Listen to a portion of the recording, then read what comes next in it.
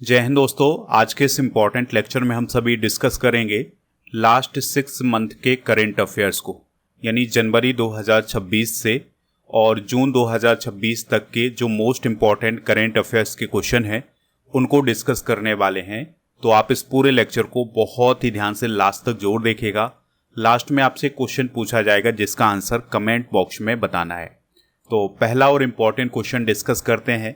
पहला क्वेश्चन है, पीएम मोदी को royal order of polar star commander grand cross सम्मान किस देश ने प्रदान किया है? आंसर हो जाएगा इसका स्वीडन। तो मोदी जी हाल ही में स्वीडन की यात्रा पर गए थे, वहां पर उन्हें royal order of polar star commander grand cross सम्मान प्रदान किया गया है। ठीक है, तो ये जो सम्मान है यह स्वीडन की सरकार के द्वारा किसी भी देश के प्रधानमंत्री या सरकार के प्रमुख को दिया जाने वाला सर्वोच्च सम्मान है। भारत के नए चीफ ऑफ डिफेंस स्टाफ यानी सीडीएस कौन बने हैं?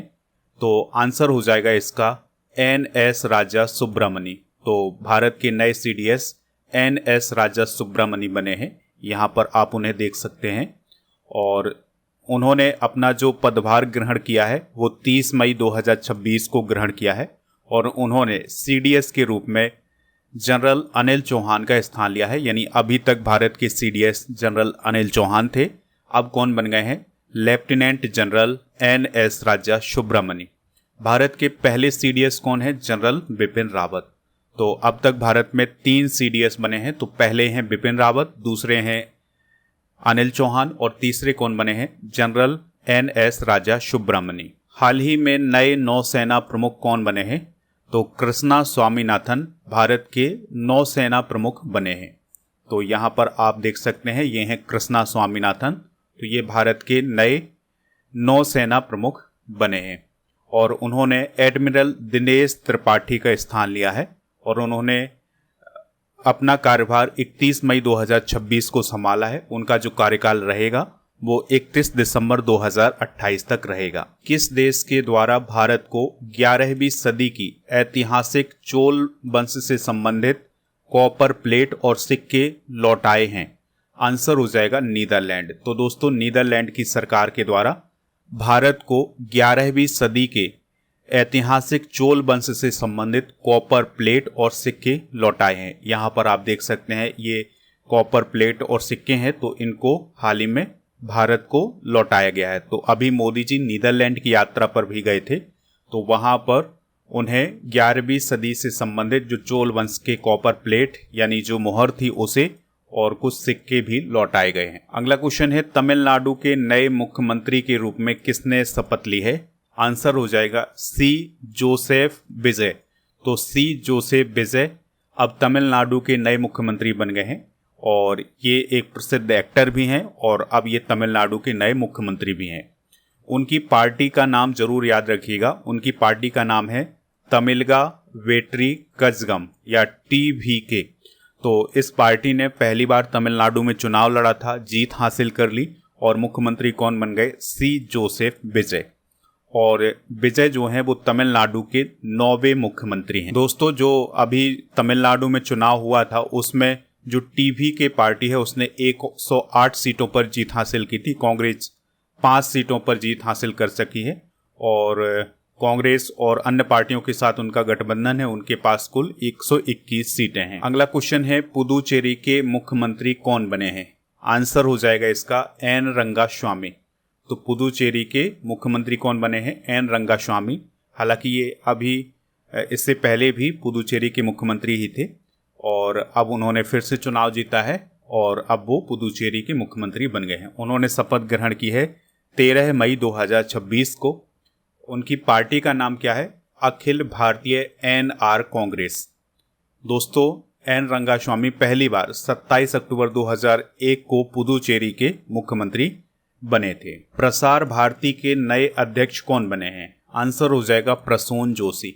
तो दोस्तों प्रसून जोशी अब प्रसार भारती के नए अध्यक्ष बने हैं। दोस्तों प्रसार भारती की अगर हम बात करें तो यह भारत का सबसे बड़ा सार्वजनिक प्रसारण केंद्र है और 15 सितंबर 1997 को इसकी स्थापना हुई थी और इसके अंतर्गत मुख्य रूप से दूरदर्शन और आकाशवाणी आते हैं। अगला क्वेश्चन है रिजर्व बैंक ऑफ इंडिया यानी आरबीआई के नए डिप्टी गवर्नर कौन बने हैं? तो रोहित जैन को हाल ही में आरबीआई का नया डिप्टी गवर्नर नियुक्त किया गया है। आरबीआई की जो स्थापना है वो 1 अप्रैल 1935 को हुई थी। मुंबई महाराष्ट्र में इसका मुख्यालय है। वर्तमान में इसके जो गवर्नर हैं वो हैं संजय मल्होत्रा। अगला क्वेश्चन है भारत के इतिहास में सबसे ज़्यादा वोटों के अंतर से विधानसभा चुनाव किसने जीता है? आंसर हो जाएगा सुनेत्रा पवार। तो दोस्तों सुनेत्रा पवार जो है वो अजीत पवार जी की पत्नी है। तो उन्होंने अजीत पवार जी की सीट से उपचुनाव लड़ा था और उन्होंने 2,18,000 वोटों के अंतर से विधानसभा चुनाव जीता है। तो यह जो जीत का अंतर है ये भारत में किसी विधानसभा चुनाव में सबसे ज़्यादा अंतर है। अगला क्वेश्चन है किस भारतीय पत्रकार को पुलित्जर पुरस्कार 2026 से सम्मानित किया गया है? आंसर हो जाएगा आनंद आरके और सुपर्णा शर्मा को। तो इस क्वेश्चन का जो राइट आंसर हो जाएगा वो हो जाएगा ऑप्शन नंबर सी यानी ए और बी दोनों। तो ये दोनों भारतीय पत्रकार हैं और ये हैं सुपर्णा शर्मा और ये हैं आनंद आरके। तो इनको हाल ही में इलस्ट्रेटेड रिपोर्टिंग एंड कमेंट्री श्रेणी में पुलित्जर पुरस्कार 2026 प्रदान किया गया है। दोस्तों इन्हें डिजिटल निगरानी और साइबर धोखाधड़ी पर रिपोर्टिंग करने के लिए ये पुरस्कार मिला है और इन्होंने ये जो रिपोर्टिंग की थी उस रिपोर्ट का नाम था ट्रैप्ड और इसमें एक और नाम था नताली ओबिको पियर्सन। तो इनको भी दोस्तों आनंद आरके और सुपर्णा शर्मा के साथ पुलित्जर पुरस्कार प्रदान किया गया है। अगर हम पुलित्जर पुरस्कार के बारे में बात करें तो इसके संस्थापक हैं जोसेफ पुलित्जर। 1917 में इसकी स्थापना हुई थी। कोलंबिया विश्वविद्यालय जो कि न्यूयॉर्क में है वो इसे प्रदान करता है। इसके अंतर्गत एक प्रमाण पत्र और $15,000 नगद राशि दी जाती है। प्रधानमंत्री नरेंद्र मोदी को नॉर्वे में कौन सा सर्वोच्च सम्मान प्रदान किया गया है? आंसर हो जाएगा royal Norway order of merit grand cross. तो मोदी जी हाल ही में नॉर्वे की यात्रा पर गए थे तो उन्हें वहां पर the royal Norway order of merit of grand cross से सम्मानित किया गया है और यह किसी विदेशी राष्ट्राध्यक्ष को प्रदान किया जाने वाला सबसे बड़ा सम्मान है नॉर्वे का। और ये सम्मान किसने प्रदान किया था ये ज़रूर याद रखिएगा। तो नॉर्वे के जो सम्राट हैं यानी जो वहाँ के राजा हैं हेराल्ड पंचम उनके द्वारा ये प्रदान किया गया है। अगला क्वेश्चन है इंटरनेशनल बुकर प्राइज 2026 किसने जीता है? आंसर हो जाएगा यांग शुआंग जी ने। तो यांग शुआंग जी ने इंटरनेशनल बुकर प्राइज 2026 जीता है। यहाँ पर आप उन्हें देख सकते हैं। तो दोस्तों इंटरनेशनल बुकर प्राइज 2026 प्रदान किया गया है ताइवान ट्रैवलॉग नामक उपन्यास को, जिसकी लेखिका कौन है? यांग शुआंग जी जो कि ताइवान की हैं। और इसका अनुवाद यानी कि इस उपन्यास का जो अनुवाद है वो किसने किया था? लिन किंग ने किया था। तो ये जो उपन्यास था ये मंदारिन चाइनीज भाषा में था। इसको अंग्रेजी में अनुवाद किया है लिन किंग ने। इंटरनेशनल बुकर प्राइज की अगर हम बात करें तो इसकी स्थापना 2005 में हुई थी। इसे पहले मैन बुकर इंटरनेशनल प्राइज बोला जाता था। इसका उद्देश्य दुनिया भर की श्रेष्ठ साहित्यिक कृतियों को अंग्रेजी अनुवाद के माध्यम से वैश्विक पाठकों तक पहुंचाना और इसके अंतर्गत 50,000 पाउंड की राशि प्रदान की जाती है और जो 50,000 पाउंड की राशि दी जाती है इस राशि को लेखक और अनुवादक दोनों में बराबर बांट दिया जाता है। बुकर प्राइज फाउंडेशन के द्वारा ये प्रदान किया जाता है लंदन यूके में। 2022 में ये पुरस्कार गीतांजलि श्री को दिया गया था। ये भारत की लेखिका हैं टॉम्ब ऑफ सेंट के लिए। 2023 में जॉर्जी गॉस्पोडिनोव को, 2024 में जेनी एयरपेनवैक को और 2025 में बानू मुश्ताक को दिया गया है जो कि भारत की लेखिका हैं। ठीक है, तो 2022 और 2025 में इंटरनेशनल बुकर प्राइज किसी भारतीय को मिला है। तो 2022 में गीतांजलि श्री और 2025 में बानू मुश्ताक को मिला है।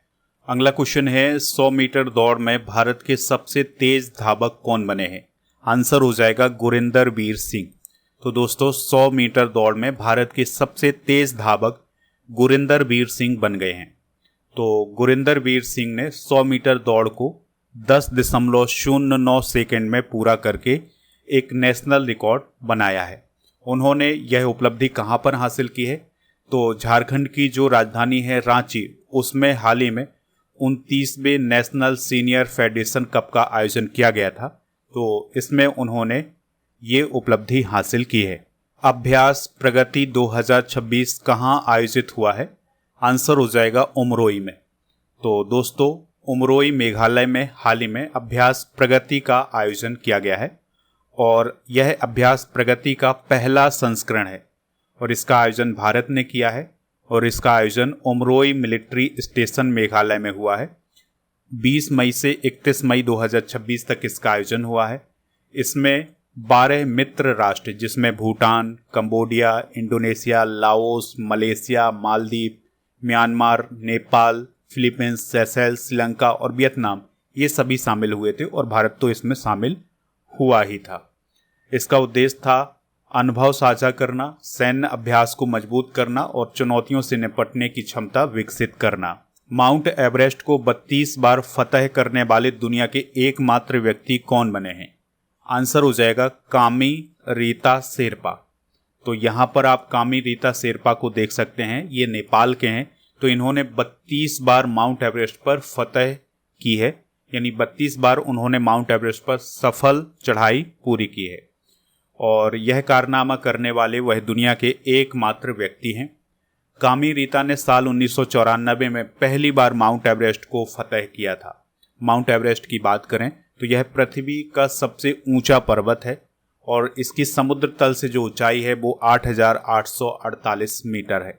नेपाल में इसे सागर माथा यानी आसमान का माथा और तिब्बत में इसे चोमोलुंगमा बोला जाता है यानी ब्रह्मांड की माता बोला जाता है। इसका नाम भारत के पूर्व महासर्वेक्षक जॉर्ज एवरेस्ट के नाम पर रखा गया है। मिस ग्रैंड इंडिया 2026 का खिताब किसने जीता है? आंसर हो जाएगा लक्षिता थिलगराज ने। तो लक्षिता थिलगराज ने मिस ग्रैंड इंडिया 2026 का खिताब जीता है और ये जो प्रतियोगिता है ये नई दिल्ली में आयोजित की गई थी और जो लक्षिता थिलगराज हैं वो तमिलनाडु से संबंधित हैं।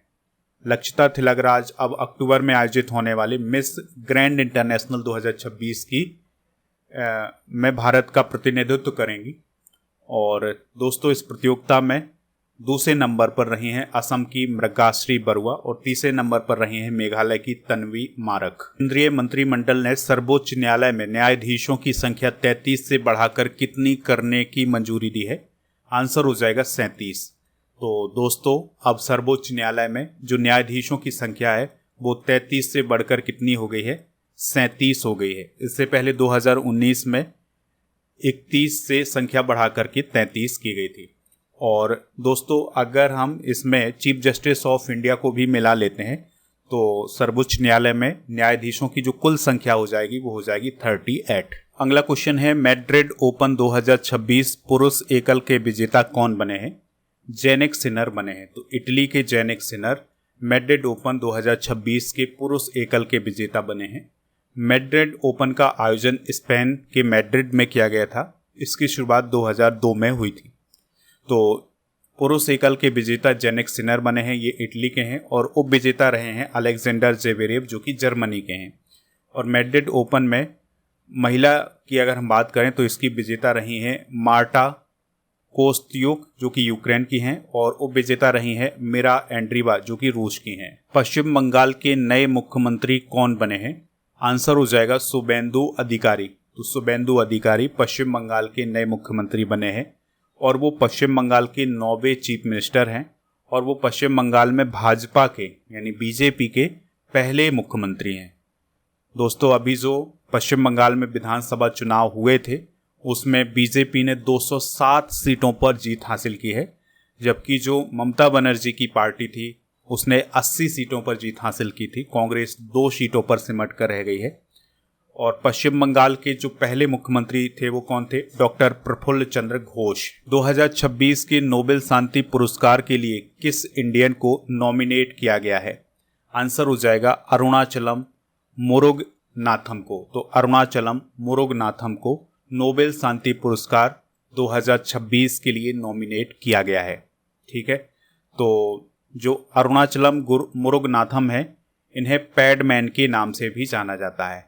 तो अभी जो 2026 के लिए नोबेल शांति पुरस्कार के लिए उम्मीदवार चुने गए हैं, उनमें से एक नाम अरुणाचलम मुरुगनाथम का है।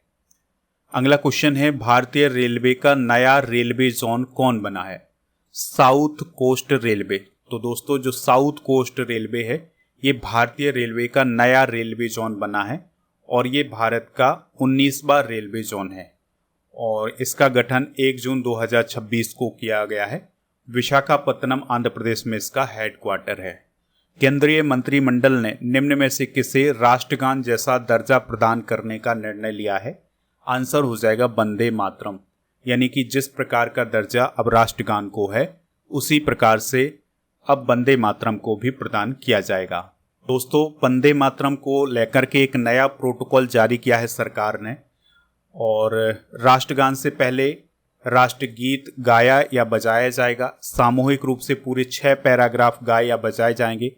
राष्ट्रगीत के सभी 6 अंतरे पूरे 3 मिनट और 10 सेकंड में पूरे होंगे। ज़रूरत पड़ने पर गीत को प्रिंट करके बांट सकते हैं और इसके अलावा दोस्तों सरकारी स्कूलों में दिन की शुरुआत सामूहिक गायन से होगी। अगला क्वेश्चन है, हाल ही में किस राज्य में समान नागरिक संहिता लागू करने को मंजूरी दी गई है?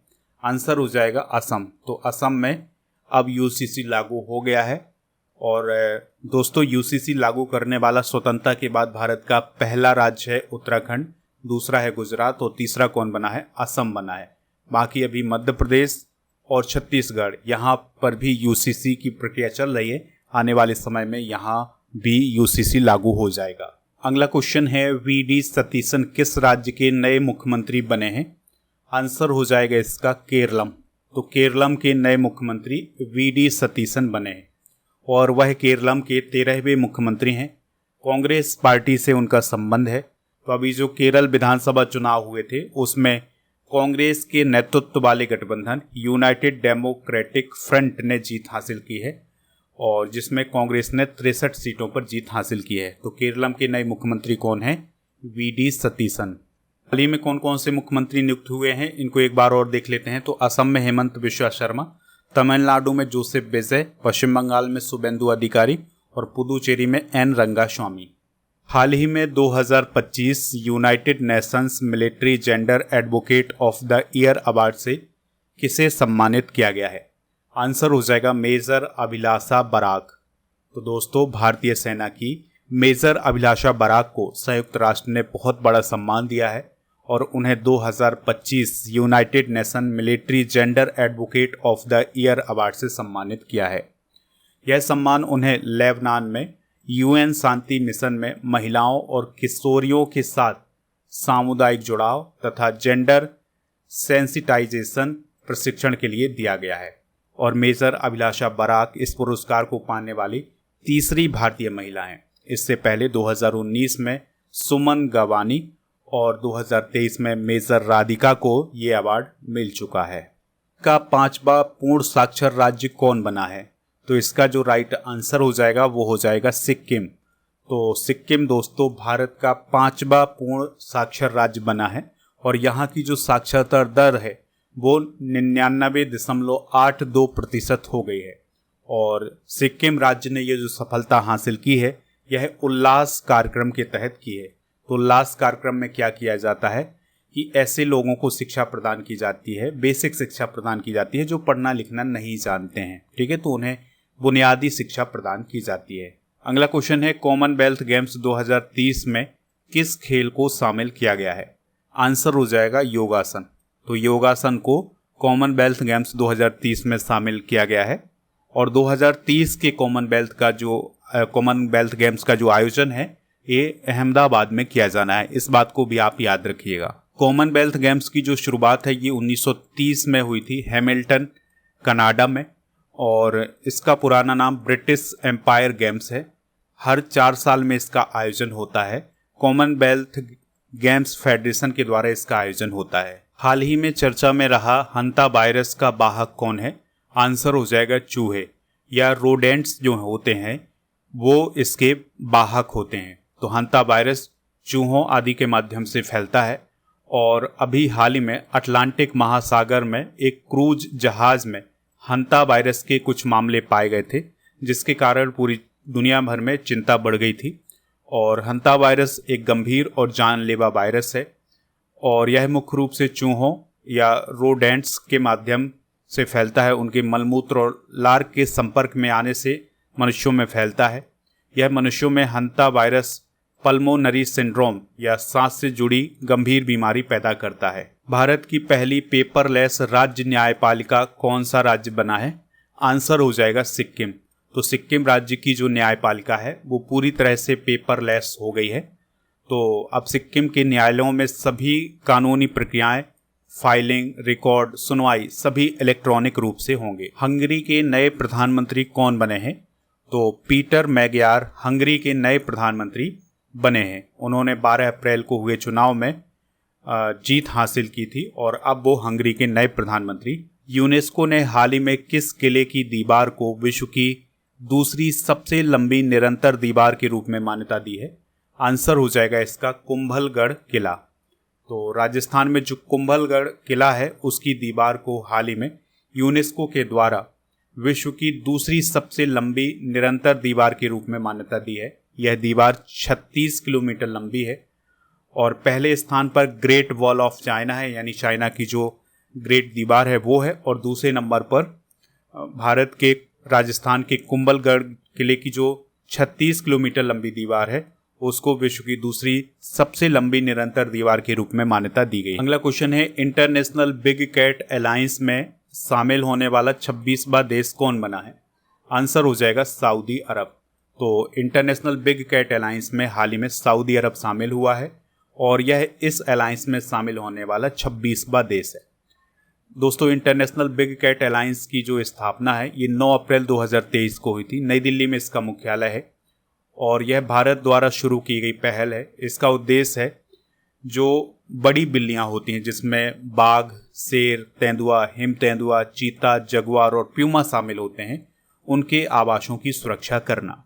तो दोस्तों, ये लास्ट 6 मंथ की सीरीज का पहला वीडियो था जिसमें हमने इम्पॉर्टेंट क्वेश्चन डिस्कस किए हैं। अब इस प्रकार के और भी वीडियो आएंगे जिसमें हम लास्ट 6 मंथ के करंट अफेयर्स को डिस्कस करेंगे, लास्ट 12 मंथ के करंट अफेयर्स को डिस्कस करेंगे।